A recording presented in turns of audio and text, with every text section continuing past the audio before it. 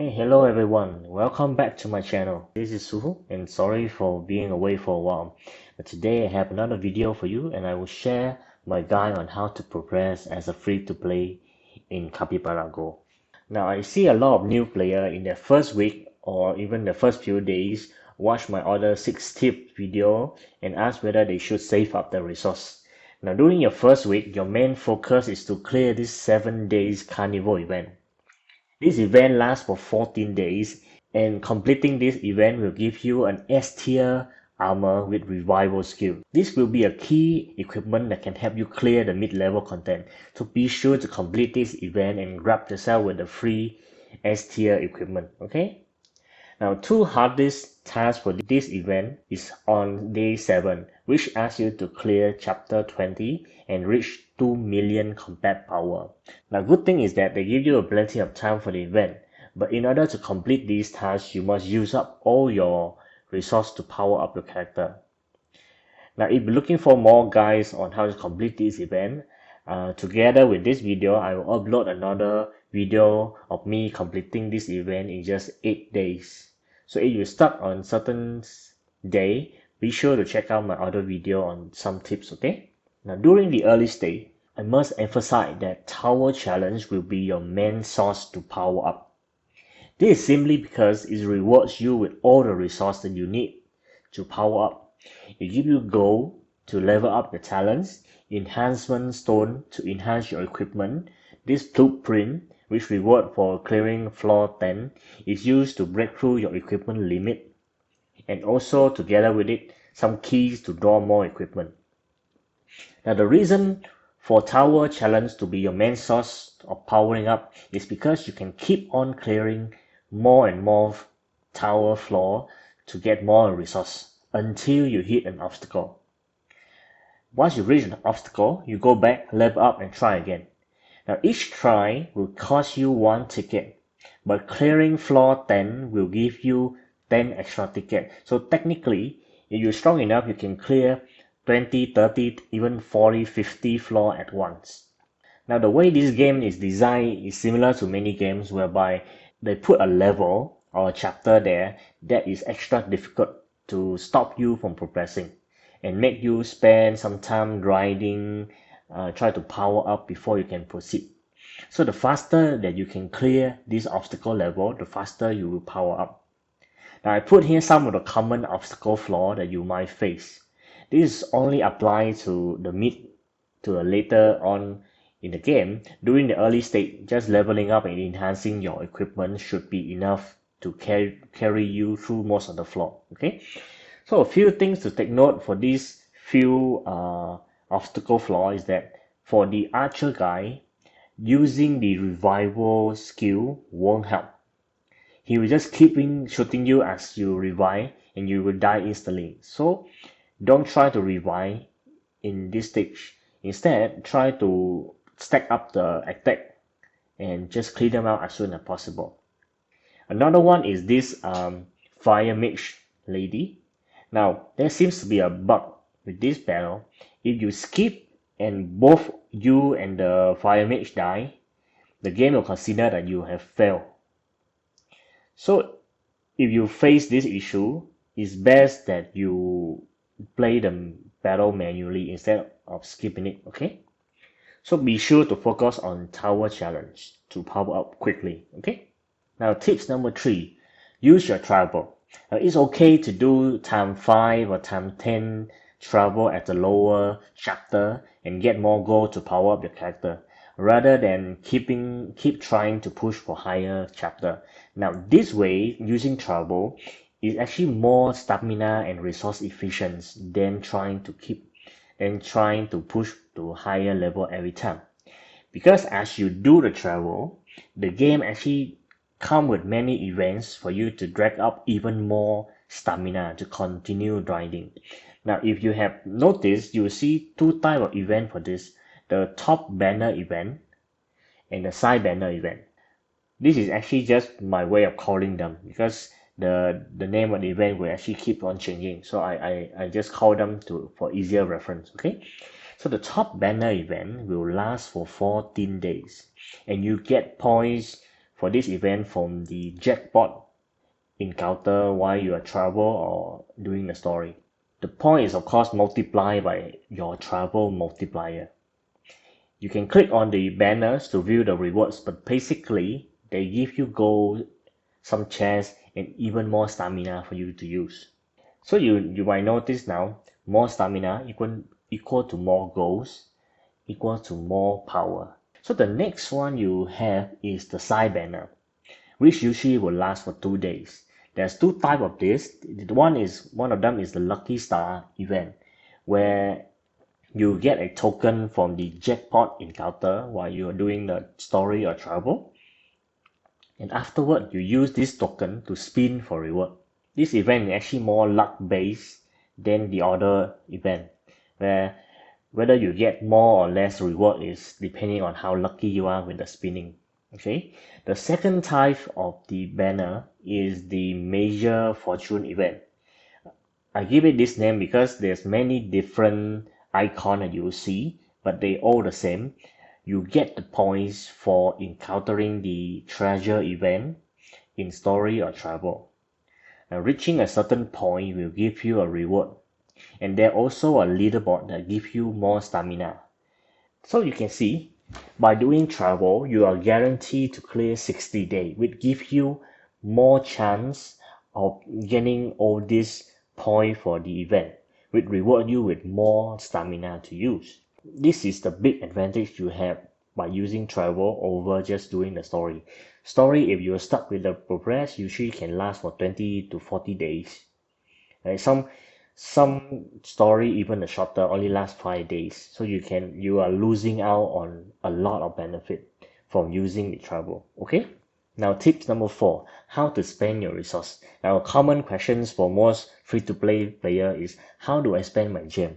Okay, and here's my recommendations for you. One thing I always do in the early state of the game is to buy the horseshoe from the black market. You'll see this later on in my playthrough with the second account, but every day, starting from day 2, every day I go in, I don't care how much is the price for the horseshoe, I always buys it, okay, and level up my mount. Okay, this is an easy way early on to power up your character. Okay, secondly, my gem will go to GUI donation. Technically, this donation is free because it costs you 100 gem for full donations in GUI, and you get that 100 gem back from doing the GUI boss. So technically no loss here, and you get more coin to buy items from the shop. Okay. Next place you want to spend your gem on is open the chest for S tier equipment, or even merge them together to get your epic equipment. Okay. And with the rate up event, if you see the item that you like, you might just want to spend your gem to open up the chest, or at least stack up your pity meter to select the item that you want. Okay. Now beside from the 3 above, there's a few extra options that you might want to consider. First of all is the buy stamina. Okay, so as I mentioned, more stamina, it means more gold. More gold means more power. But the price for the stamina might be a bit high. And it's actually keep on increasing. So the first 15 stamina costs you 90, but you keep increasing until 180. So it's up to you. You might want to buy once if you have some spare gem to use. But at the later parts, because I need a lot of golds to level up my character, almost every day I buy all of the staminas that's offered. But this is much later on at chapter, I think 60 to 70. Okay, now the next one I can recommend is to buy the dungeon dive entry. Okay, now this dungeon dive entry give you 3 free entries every day, but you can buy 2 extra entry for 100 and 200 gems. Now the reason for doing this is of course getting more horseshoe, but also getting more lucky coin for the Capybara machine. Now for those of you who did not know about this event, you can check out my other video. But to sum it up, you can get this lucky silver coin at floor 10, 20, 30, etc., etc. And you use this coin during one of the events to spin for a special brand prize, which can be the advanced mount, advanced artifact, or immortal pet. So as you might figure out, getting more entry means that you reach this level earlier, meaning that you get the coin much faster. But I would recommend that early on, buy only one time. The second time, the cost is 200, which is I think a bit pricey for what you can get back from it, but it's all up to you, okay? At the end of the day, you still get some horseshoe to level up your mount. Finally, tips number 5 will be about equipment. Especially for free to play, we don't have the luxury of having many different equipments. So I will recommend you some of the normal equipment that can help you out in your progress. Okay. Now before I start, I will go through a few notes for the new players. Now, the upgraded equipment, like those +1, +2, can be downgraded as you wish. Okay, so if as of now you don't have a good equipment, you can upgrade whatever you have first to use and clear out whatever content that you need to, and later on, once you have the one that you need or you want to use, you can reset the old one and level up and upgrade the new one that you have. Okay, once you rank up the equipment, you cannot down rank it. Okay, once I rank up the epic +2 to legendary, I cannot reset it back to epic. So take note of this, okay? And the last point, but really important, is you can wear 2 of the same rings or 2 of the same accessory and trigger the skill twice. Okay, lastly, this is additional information to my equipment level tips in the other video. So I would recommend you to enhance one equipment to the max first before enhancing the next one, instead of balancing out the level of your equipment.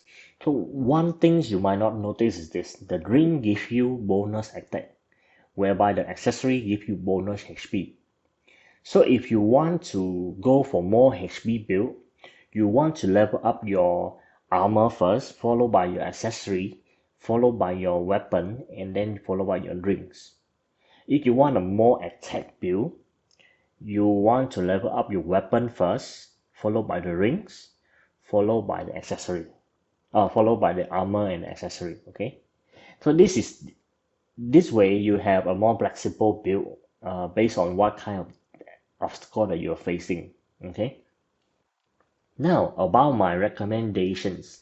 Let's start with the best normal equipment that you can have, the Guardian rings. These rings is the best and even better than most of the S tier rings out there. Okay, almost everyone in the top of my server, paid or free, are wearing at least 1 to 2 of them. Right? This ring scale greatly from early to late game. So in early games, you get damage from the dagger, while the later games, from the late game, you get the shield that keeps you alive. Okay, and the dagger actually get the effect from other dagger skill that you pick as well.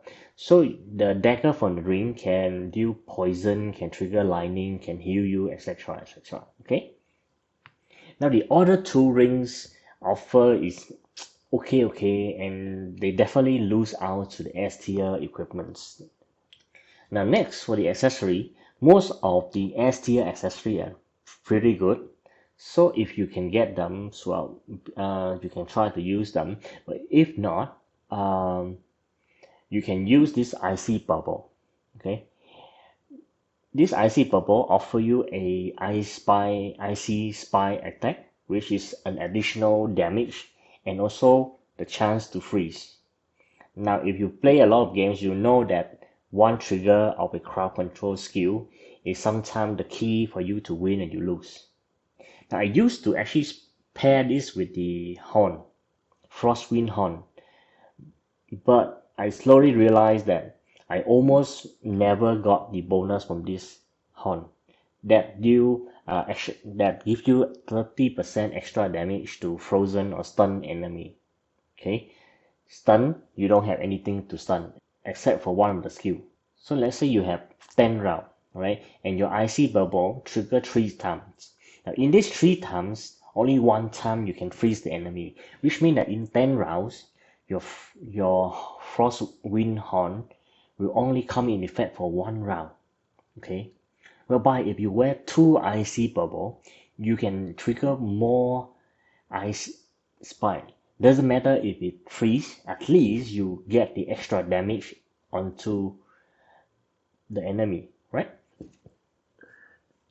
Now, compared to the healing stone don't have any damage skill, only used to heal you, but the healing actually lose out to your elephant pet. Now I can give you a draft estimations calculations of how much is healed compared to the elephant here. You can take a look here. Okay, next about the armor. We have 3 normal armor and 2 S tier armor, and one of them is free from the 7-day Carnival event. Now among these, I will recommend you the tunic and the revival kit. The main thing with the revival kit is the revive and as well as the HP. These keep you alive. Okay, for tunics, it gives you an attack buff throughout the battle. And this attack buff is affecting your skill, the skill that you select, and the pet also, which is much better comparing to the other one which offer you the counter rate or the 30% damage reduction, which only trigger for a few rounds and only happen when you're at 30% HP.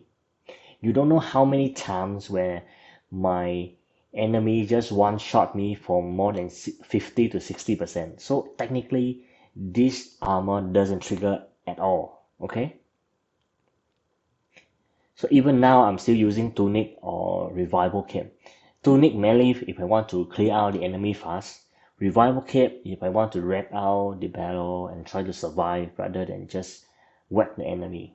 Now the other S tier armor is actually quite good, and it's actually can help you to replace the healing from elephant, and you can swap out elephant for more damage dealing pet.